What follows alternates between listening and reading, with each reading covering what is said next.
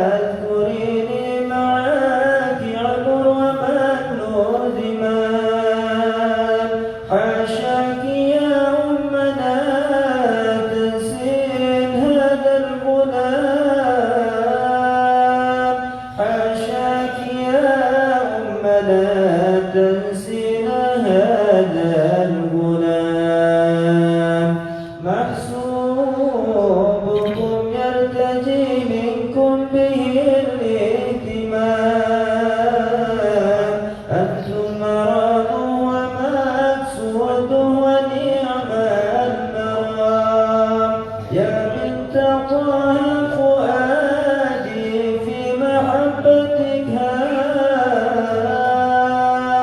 والله أنتم مرادي في الدنا والقيام وما أنا إلا بكم يا سادتي يا كرام عليك مع والديك أزكى الصلاة والسلام وأهل الكساء وأهل بيتي علينا المقام والصحب أجمع ومن على هداه استقام بفاطمة قد صفى حالي ونلت المرام. يا رب بالمصطفى بلغ مقاصدنا واغفر لنا ما مضى يا واسع الكرم. يا رب بالمصطفى بلغ مقاصدنا واغفر لنا ما مضى يا واسع الكرم. محمد أشرف العرب والعجم محمد خير من يمشي على قدمه. يا ربي المصطفى لمقاصدنا واغفر لنا ما مضى يا واسع الكرم. محمد تاج رسل الله قاطبة محمد صادق الأقوال والكرم. يا ربي المصطفى لمقاصدنا واغفر لنا ما مضى يا واسع الكرم. محمد حاكم بالعدل ذو الشرف محمد معدل الإنعام والحكم. يا رب بالمصطفى بلغ مقاصدنا واغفر لنا ما مضى يا واسع الكرم. محمد ذكره روح لأنفسنا محمد شكره فرض على الأمم. يا رب بالمصطفى بلغ مقاصدنا واغفر لنا ما مضى يا واسع الكرم. محمد زينة الدنيا وبهجتها محمد كاشف الغمات والظلم. يا رب بالمصطفى بلغ مقاصدنا واغفر لنا ما مضى يا واسع الكرم. محمد ضاحك لضيف مكرمه محمد جاره والله لم يرم.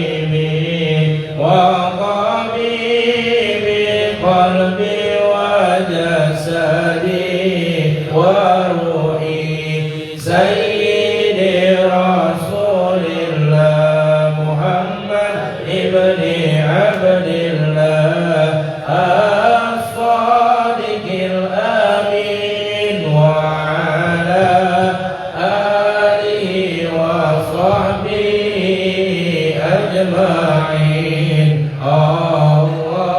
اللهم صل وسلم على سيدي وحبيبي وطبيبي قلبي وجسدي وروحي سيدي رسول الله محمد ابن عبد الله الصادق الأمين وعلى آله وصحبه أجمعين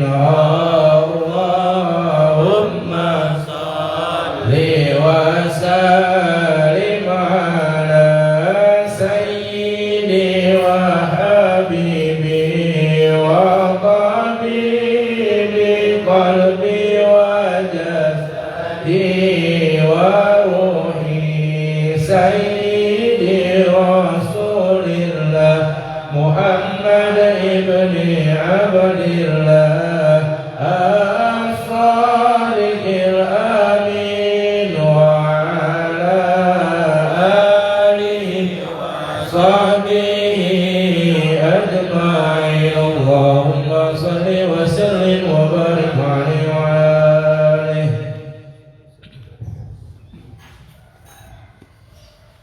Bismillahirrahmanirrahim. Qala musannif rahimahullah wa nafa'ana bihi wa bihi bidan amin.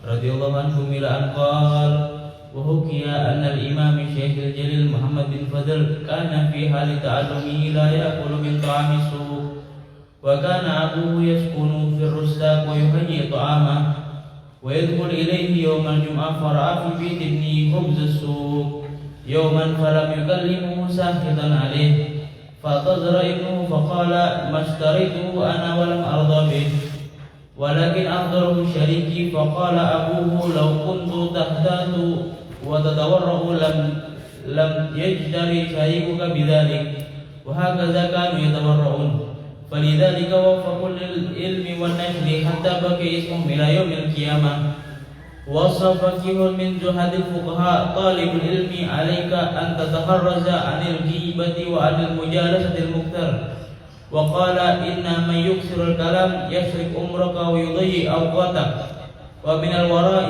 أن يجتنب من أهل الفساد والمعاصي والتعطيل فإن المجاورة مؤثرة لا محالة وأن يجلس مستقبل القبلة ويكون مستنا بسنة النبي صلى الله عليه وسلم ويغتنم دعوة أهل الخير ويتهرز عن الدعوة المظلومين وحكي أن رجلين خرجا في طلب العلم للغربة وكانا شريكين في العلم فرجع بعد سنين إلى بلادهما وقد فقه أحدهما ولم يفقه الآخر فتأمل فقهاء البلدة وسألوا عن حالهما وتكرارهما وجلوسهما فأخبروا أن الجلوس الذي تفقه في حال التكرار كان مستقبل القبلة والمصر الذي حصل العلم فيه والآخر كان مستدر القبلة وجهه إلى غير المصر فاتفق العلماء والفقهاء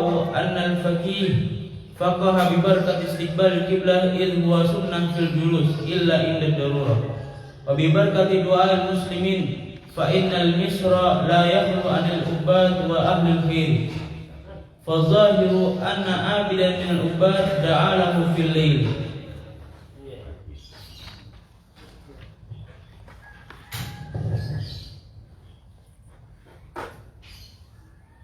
Bismillahirrahmanirrahim. Assalamualaikum warahmatullahi wabarakatuh. Alhamdulillah. Wassalatu wassalamu ala Rasulillah wa ala alihi wa man walah. Rabbi shrah li sadri wa yassir li amri wa hlul 'uqdatam min lisani yafqahu qawli. Subhanaka la ilma lana illa ma 'allamtana innaka antal alimul hakim. Allahumma la sahla illa ma ja'altahu sahla wa anta taj'alul hazna idza syi'ta sahla bi rahmatika ya arhamar rahimin. Amma ba'd. Segala puja dan puji kehadirat Allah. Salawat serta salam kepada junjungan kita Nabi Muhammad sallallahu alaihi wasallam, para keluarga, sahabat, tabi'in, serta seluruh umat yang selalu beristiqamah mengikuti sunnah-sunnahnya hingga yaumul qiyamah. Alhamdulillah, di pagi hari ini kembali kita dapat bersilaturahim untuk bersama-sama mempelajari dan membahas syariat Rasul sallallahu alaihi wasallam. Semoga apa yang kita lakukan ini menjadi salah satu pembuka segala hajat-hajat kita, memudah segala urusan kita, dikabulkan semua hajat kita, dan juga diampuni segala dosa-dosa dan kekurangan kita semuanya. Amin ya rabbal alamin.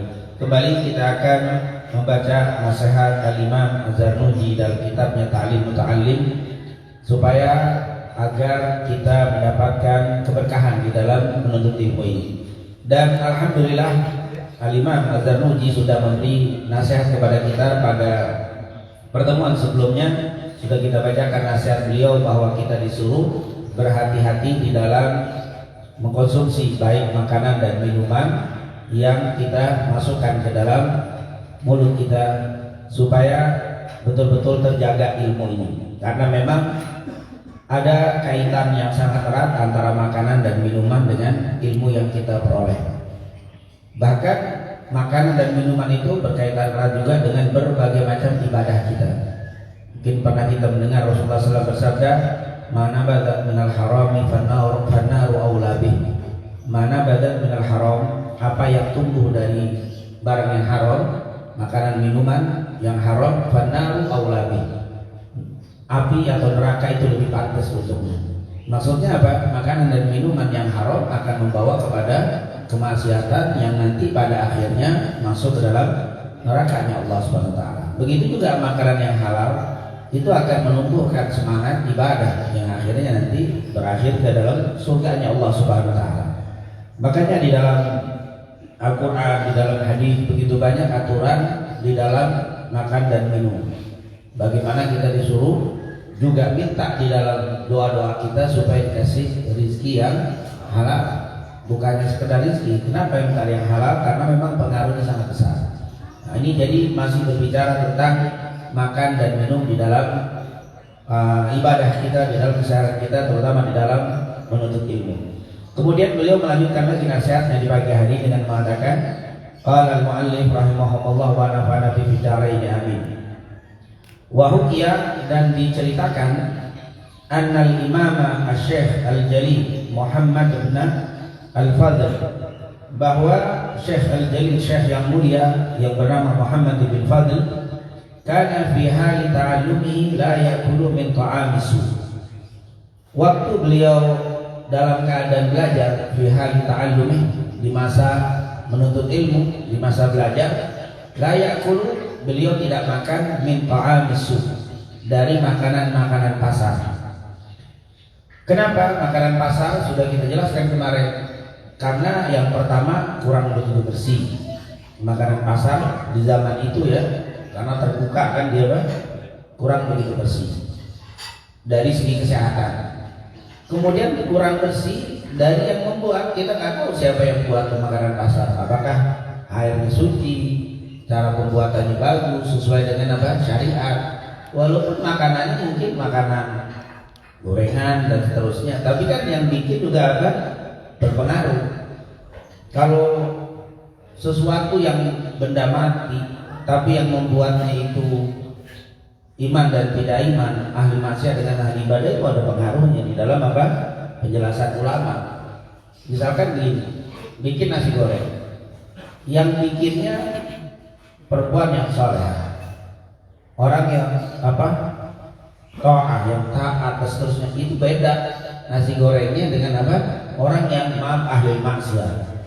Mungkin maaf dalam keadaan hal yang gak bagus lah, artinya dalam keadaan maksiat atau ahli maksiat itu beda. Walaupun nasi gorengnya boleh jadi apa sama, benda mati, tapi pengaruh. Bahkan mungkin kalau kita membaca ilmu psikologi, ilmu kejiwaan, Kue makanan itu ketika yang membuatnya dalam keadaan mood, enggak mood itu beda rasanya. Apa kalau yang bikinnya lagi senang, ngefek kepada ke ini bikin kue lagi marah-marah, jangan-jangan bantet kali kue. Kenapa kalian kejiwaan itu berjalan? Coba aja yang ahli masak. Bagaimana kalau dia lagi masak, lagi nggak mood, lagi marah, lagi sumpah dimasak, rasanya beda. Makanya suka ada apa? Pengaruh, itu pengaruh. Apalagi juga dalam keadaan habis maksiat dengan habis ibadah itu juga pengaruh. Nah, Pak, mungkin kita bersyukur kalau yang bikin itu orang muslim, apalagi soleh-solehah, nah ini tentunya beda. Nah, kalau dimasak kita nggak tahu. Kita nggak tahu. Yang kedua itu dari segi bersih dalam artian debu dan seterusnya, bersih dalam artian yang membuatnya juga apa? Kondisinya itu kan nggak jelas di pasar. Bukan berarti kita nggak boleh jajan, ya boleh jajan, bukan berarti, tapi mesti kita, walaupun kadang-kadang orang demen makan di luar daripada di rumah. Soalnya di rumah itu lebih apa? Lebih jelas, lebih bersih dan seterusnya. Makanya kalau kita belajar tentang ilmu hadis, ada bab namanya khawarimul muru'ah. Apa itu khawarimul muru'ah? Khawarimul muru'ah itu nggak dosa, tapi kalau dia sering lakukan itu hadisnya jadi dhaif.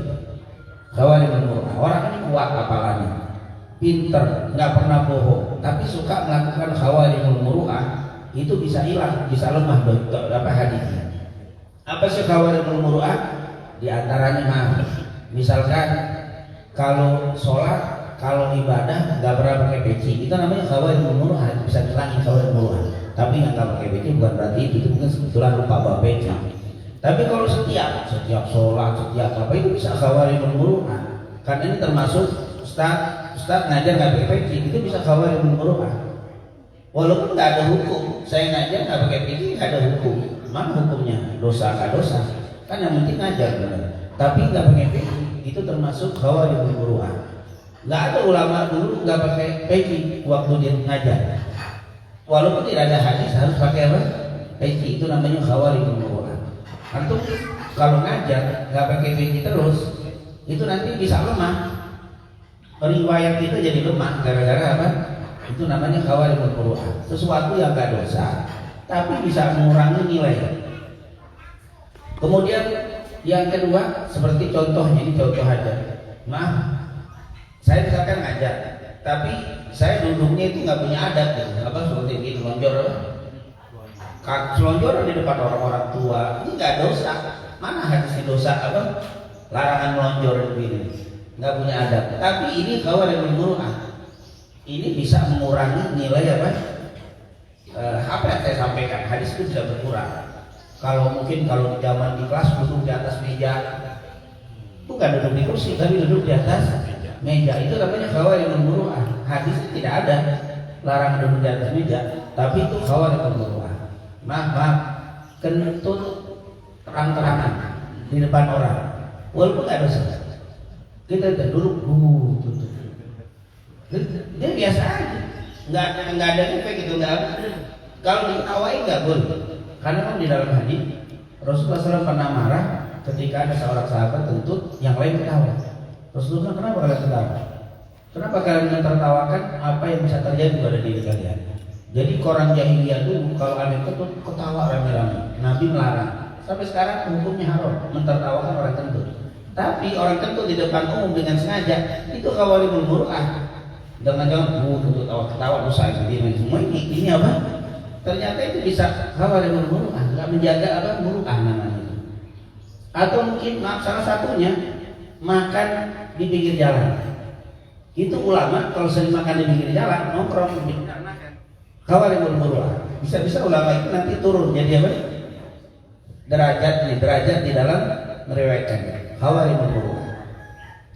Ini tentunya mungkin lagi di pinggir jalan minum air sendiri begitu, itu ulama itu Ustaz. Itu lama-lama apa kalau sering begitu, mungkin kalau mepet lainnya darurat, kehausan, gak ada tempat, nggak mau. Tapi itu udah pinggir jalan sana dia minum, itu namanya khawarimul muru'ah. Dosa enggak, tapi itu akan menghilangkan ketinggian derajat, malah menjadi itu namanya bab khawarimul muru'ah.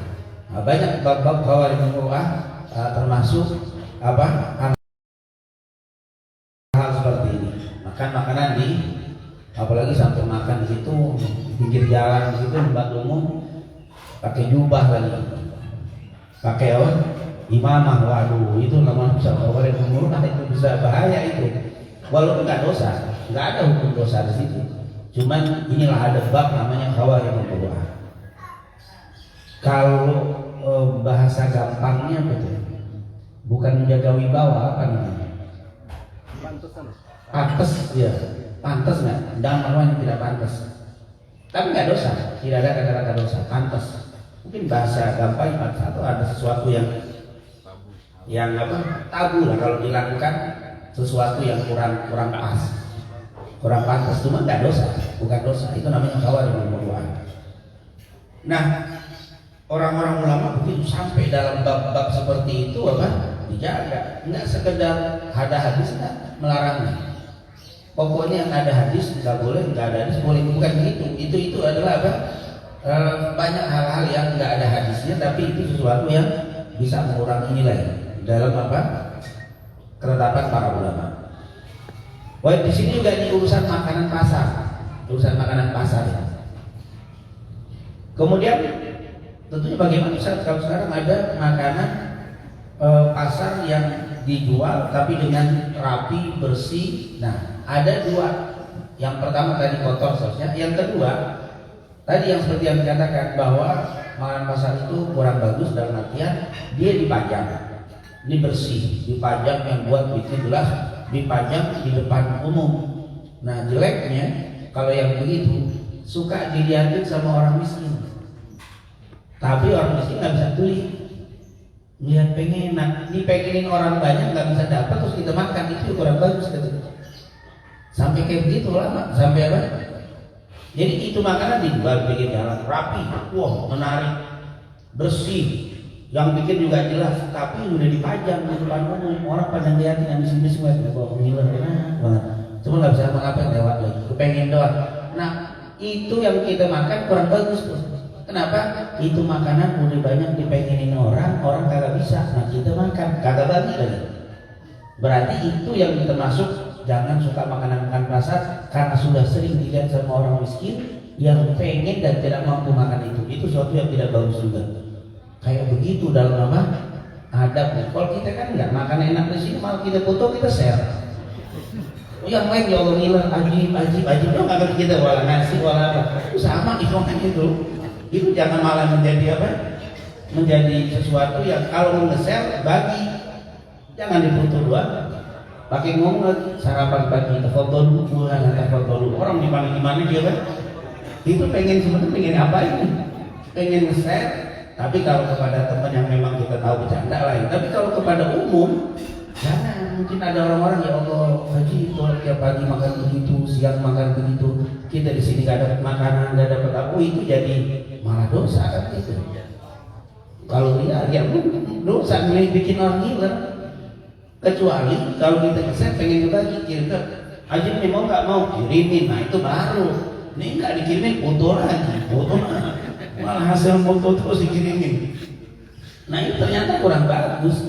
Itu kata Imam Zarnuji, makanan pasar itu kurang bagus karena suka dilihatin orang dan orang itu nggak bisa makan, pengen doang. Terus kita makan, itu merupakan hal yang buruk. Bagaimana dengan apa? Nah ini itu aja. Udah makanan bagus, bikinan sendiri, sayang dia apa? Di-share, foto-foto tapi nggak apa?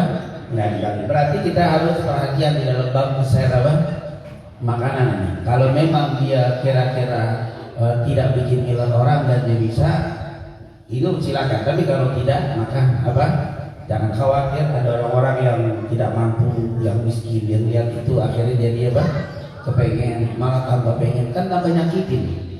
Apalagi ada anaknya lihat pengen minta nangis nggak dibeliin gara-gara ini saya tua jadi apa urusan gitu. Seperti yang mungkin pernah kita bahas, man kana yu'minu billahi wal yawmil akhir falyukrim jarahu. Siapa yang beriman kepada Allah dan hari akhir hendaklah memuliakan tetangganya. Salah satu memuliakan tetangga, kalau memang kamu bawa makanan tidak bisa bagi kepada tetanggamu, sembunyikan makanan itu.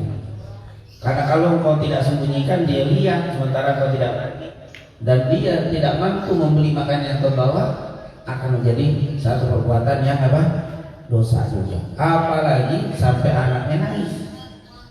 Misalkan kita beli mainan untuk anak kita, terus sama anak kita dibawa keluar, dibawa ke tetangga, anak tetangga mau pinjam nggak dikasih, akhirnya kita nangis minta beliin apa? Mainan itu, bapaknya nggak mampu beli, akhirnya kita kena dosa. Gara-gara ini kita jadi anak kita tambah sedih dan seterusnya. Kayak sebegitunya dijaga di dalam Islam.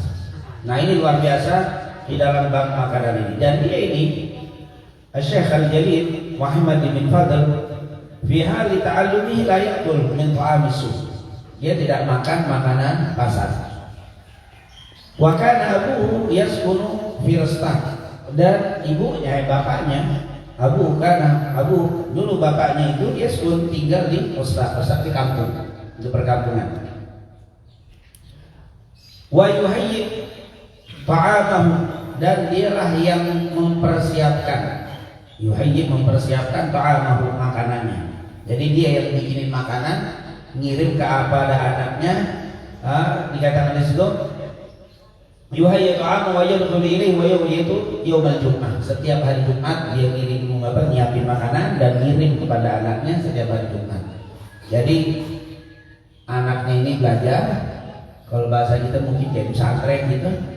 Kemudian bapaknya lah yang bikinin makanan ngirim, atau ngekos mungkin kalau sekarang ngekos, bapaknya yang ngirim, bapaknya yang kampung, anaknya sekolah di kota. Jadi dikirimin tiap hari Jumat makanannya untuk anaknya. Fara'a fi baiti ibnihi, sekali waktu dia datang ke rumah anaknya, dia lihat apa di rumah anaknya, khubus apa? Roti pasar. Jadi lihat ada makanan pasar nih, kata si bapak.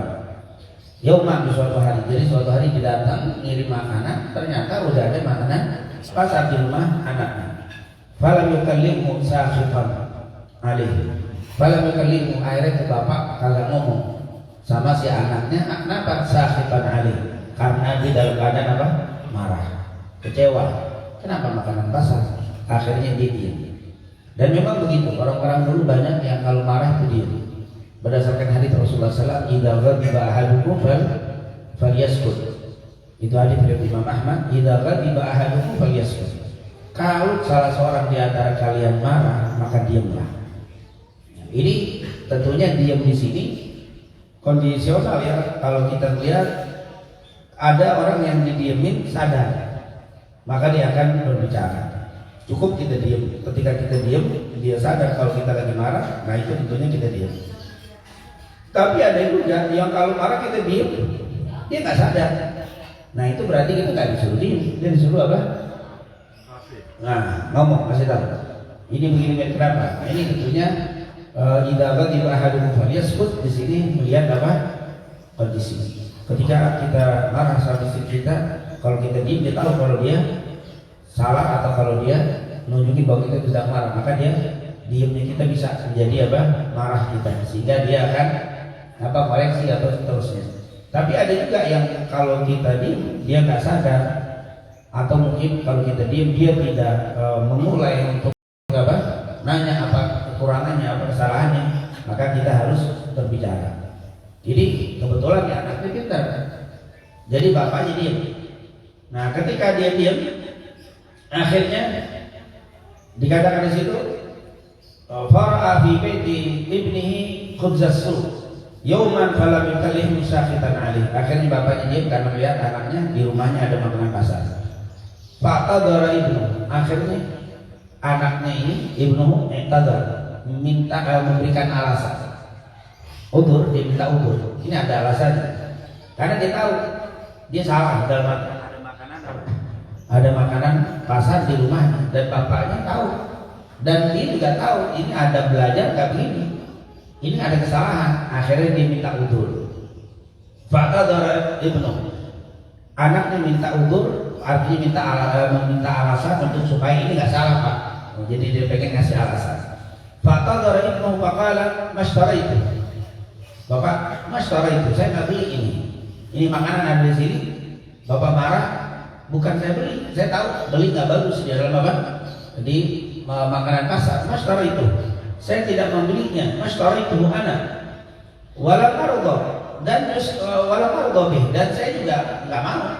Istilahnya saya nih bapak, ini roti ada di sini bukan karena saya beli. Jangankan beli, mungkin saya minta juga nggak mau.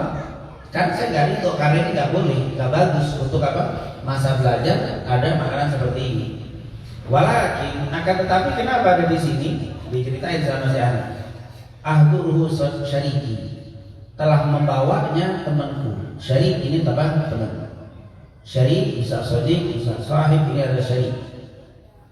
Temanku yang membawanya ke sini, yang menghadirkan makanan ini, ngasihnya dalam saya oleh Bapak.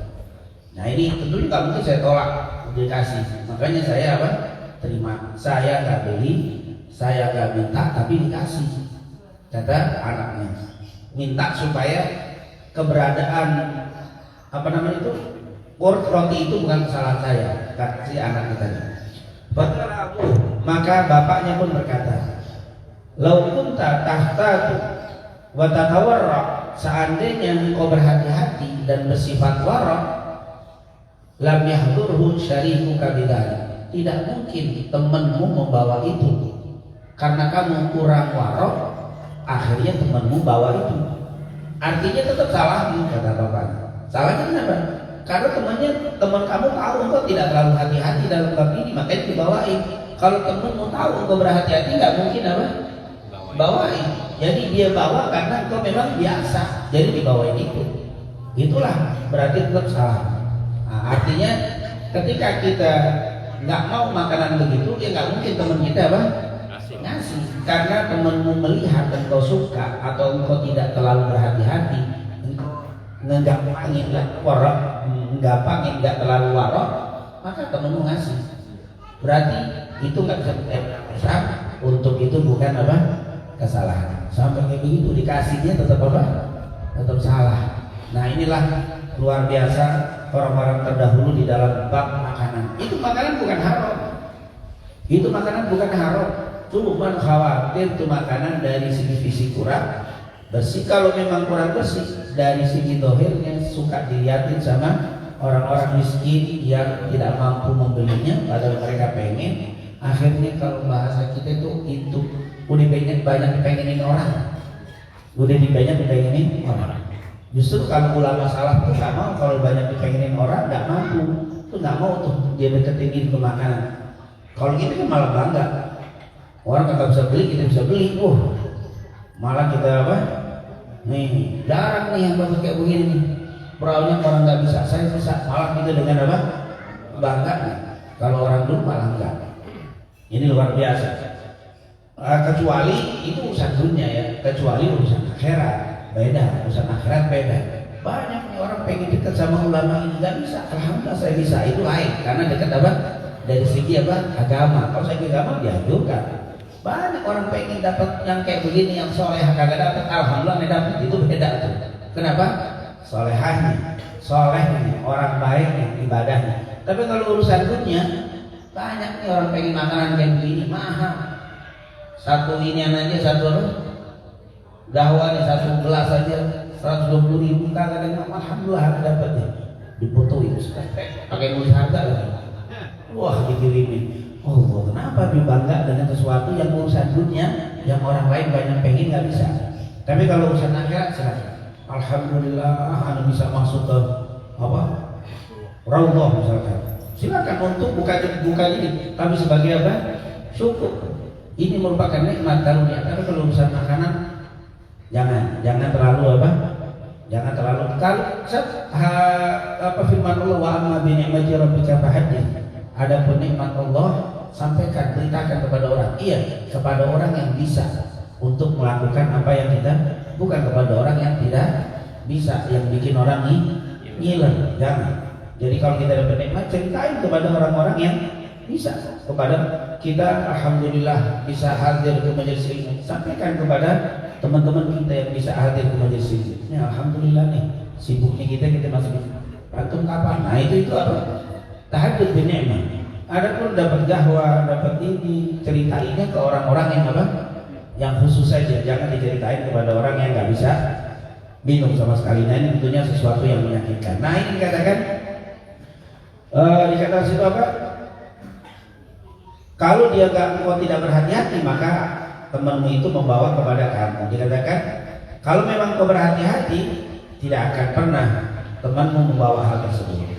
Wahakadha, dan begitulah mereka tawarra'un. Wahakadha kanu yatawarra'un. Begitulah orang-orang salaf dulu, ulama salaf dulu bersifat warok. Waroknya itu tuh yang apa? Zaman sekarang itu susah. Kalau ilmu zaman sekarang boleh jadi. Orang sekarang boleh jadi ilmunya apa? Hebat, gak kalah sama orang dulu. Orang dulu umur 7 tahun hafal Quran, 6 tahun hafal Quran, sekarang juga banyak. Bahkan ada 3 tahun, 4 tahun, 5 tahun ada ilmunya. Tapi isinya, waroknya beda, akhlaknya beda. Kalau ilmu boleh jadi. Karena kalau sekedar ilmu doang bukan sesuatu yang hebat kok. Kalau ilmu doang. Karena memang kalau kita bicara tentang ilmu saja, syaitan juga apa? Berilmu. Iblis juga berilmu. Jangan dibilang iblis itu gak berilmu. Iblis itu alim. Iblis itu alim. Dia tahu semua itu dalam urusan agama. Tapi nggak ada sih, itu tuh yang kurang. Makanya seringkali bahkan kalau kita pelajari orang-orang yang dibilang ahli filsafat, orang-orang Plato, Aristoteles, apa semua itu zaman-zaman dulu, itu mereka bilang bahwa ilmu itu hanya sebuah alat, dan bagaimana manfaatnya ilmu tergantung digunakan untuk apa, alat doang. Jadi kalau kita cuma berilmu doang tapi nggak dipakai, ya sama aja kita punya alat tapi nggak digunakan yang baik. Kayak setan punya apa? Ilmu tapi nggak digunakan. Begitulah. Bukan sekedar ilmu. Orang sekarang mungkin banyak yang berilmu, punya alat tapi nggak apa? Maksimal digunakan. Kalau orang dulu selain ilmu, penggunaannya juga sampai urusan makan kayak begini. Wa kanu yatawarra'un. Oh, mereka sangat-sangat apa? Waroknya luar biasa. Makanya lihat, wa kadzalika bahwa dikatakan situ bahwa wa hakadza kanu yatawarra'un. Oleh karena itu waffaqu lil ilmi. Oleh karena itu karena waroknya luar biasa, akhirnya mereka mendapatkan ilmu. Dikatakan di situ waffaqu lil ilmi wan nashr, maka diberikan waffaqu yang disepakati dalam artian maka mereka mendapatkan ilmu yang pas, bahkan bisa menyebarkan ilmu purna, dapatnya bagus, nyebarinnya bagus karena ada waroknya. Kadang-kadang kalau yang tidak bersifat warok, ilmunya dapat, nyebarnya enggak. Kenapa? Kalau sekedar ilmu saja sekali lagi dapat, tapi nanti nasyar ini bisa menyebarkan, bisa mengamalkan. Nasyar menyebarkan, karena menyebarkan ilmu itu tidak dengan ucapan, juga dengan apa? Perbuatan. Itu nasyar itu menyebar, berdakwah. Dakwah itu bukan hanya dengan lisan, bahkan yang paling hebat malah bilhal. Makanya para ulama bilang ad-da'watu bilhali antaqu minad dakwah bil lisan. Dakwah bilhal, dakwah dengan praktek, dakwah dengan mencontohkan, antaq lebih fasih, lebih pas. Natoko itu mengucapkan, antaq lebih apa? Lebih pas daripada dengan apa? Lisan. Ad-da'watu bil hali antaqu minad da'wati bil lisan. Dakwah dengan perbuatan, dakwah dengan contoh daripada dengan lisan. Nasyar ilmi, menyebarkan ilmu dengan perbuatan dan perkataan. Bahkan kalau kita lihat firman Allah, laqad kana lakum fi rasulillahi uswatun hasanah liman kana yarjullaha wal yawmal akhir.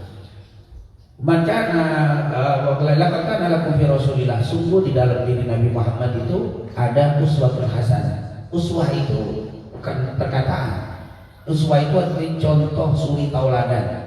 Jadi Nabi itu lebih banyak mencontohkan daripada contoh. Makanya disebut uswatun hasanah. Uswah itu suri tauladan. Nama yang suri tauladan adalah apa? Contoh.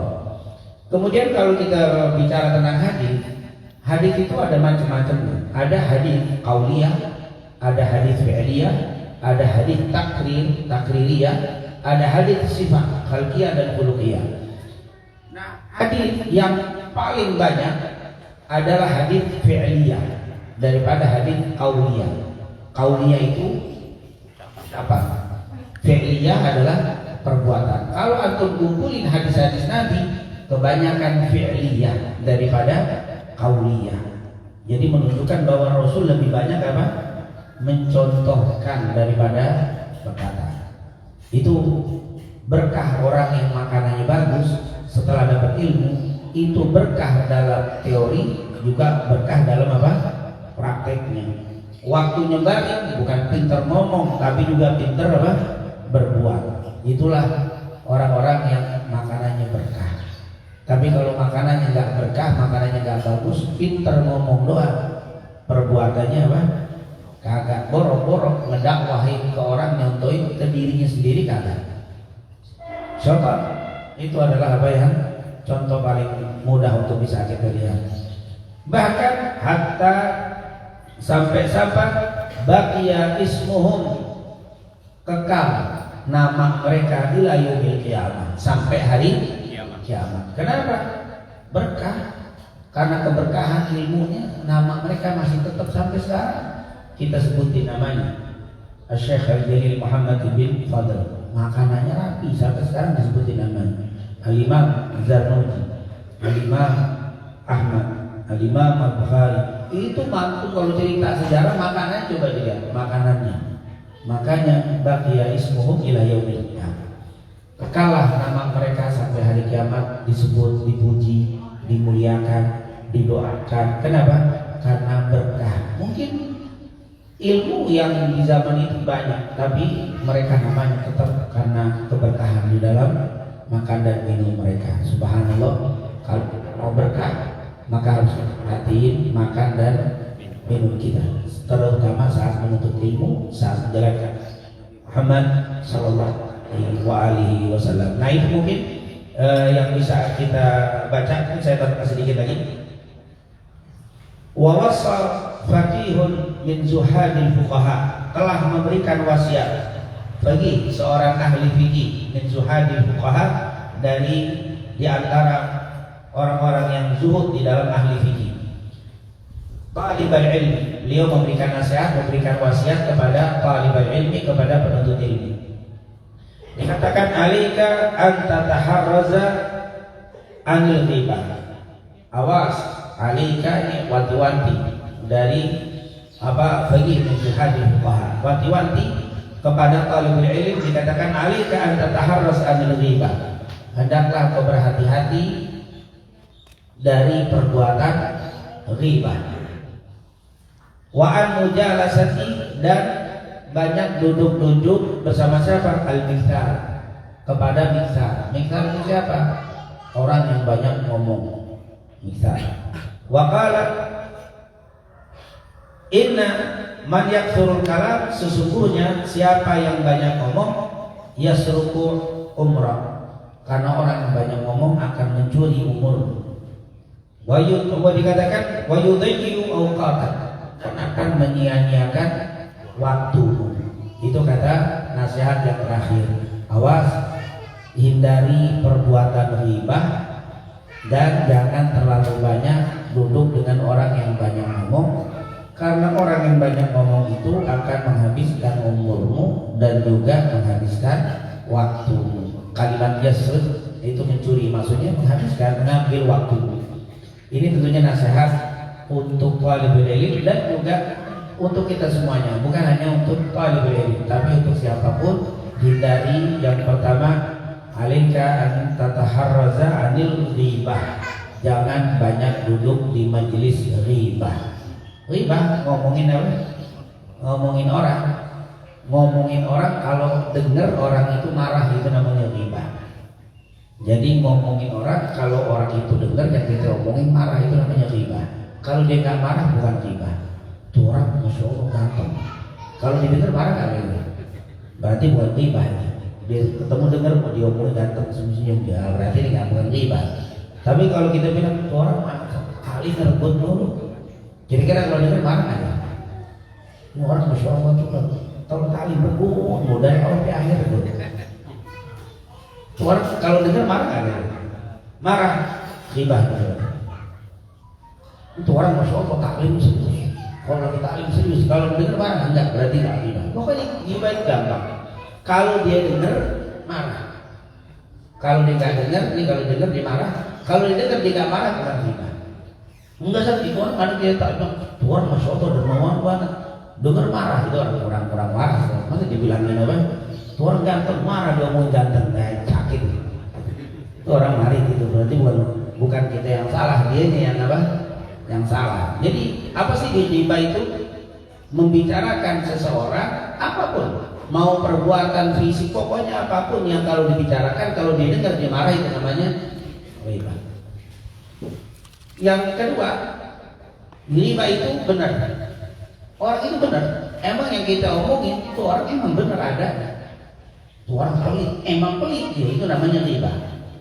Jadi kalau nggak benar bukan ghibah, namanya apa? Ghibah, fitnah. Nah, kalau benar ghibah, kalau memang benar engkau ghibah, kalau nggak benar itu namanya fitnah. Padahal nggak pelit, itu bukan ghibah, itu namanya fitnah. Jadi fitnah ghibah itu ngomongin orang yang benar adanya sifat itu kepada orang tadi, dan kalau diomongin orang itu mendengar marah itu namanya ghibah. Udah gampang banget untuk apa? Untuk mendefinisikan apa itu ghibah.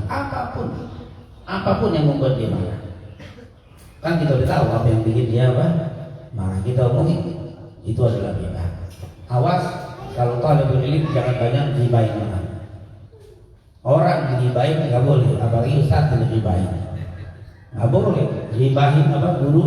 Begitu juga guru nggak boleh ghibahin apa murid. Kemudian yang kedua, terlalu banyak duduk dengan apa? Orang yang banyak sarsar ngomong. Oh, cewek. Lu kemarin buat jok di mobil kagak berhenti. Itu bangsa kita. Kamu habis. Ngomong nggak jelas, ngomong nggak ada manfaat. Ngomong kemarin kemari jelas. Nggak ada manfaat dunianya, wala manfaat akhirat. Kalau ada manfaat boleh, manfaat dunia boleh. Manfaat akhirat apalagi? Yang sarsar itu, miksar itu adalah muksar juga bisa dibaca itu maksudnya adalah orang yang banyak ngomong yang la faedah fi kalami, yang kagak ada faedah di dalam apa pembicaraannya. Itu jangan ngabisin waktu sekali boleh. Nah kalau zaman dulu banyak ngomong seperti itu, tapi zaman sekarang mulai banyak. Jangan terlalu banyak talibul ilmi menghabiskan waktu yang tidak ada manfaatnya seperti game. Kalau zaman kan jarang ngomong, di pojokan kan ini penyakit juga nih. Zaman dulu ngomong malah lebih berat nih. Game ini dari mana? Kalau dulu ngomong ngomongnya orang 2 jam udah lemes tuh. Didengerin lama-lama diem pelan tidur nih. Tapi kalau game ini nggak bisa, sejam sampai subuh. Ini bahkan setelah saya sudah pernah dengar orang banyak yang itu, cuma baru datang duduk di pojokan sampai pulang cuma apa? Game. Ini termasuk toh begitu orang yang menuntut ilmu itu sangat tidak bagus.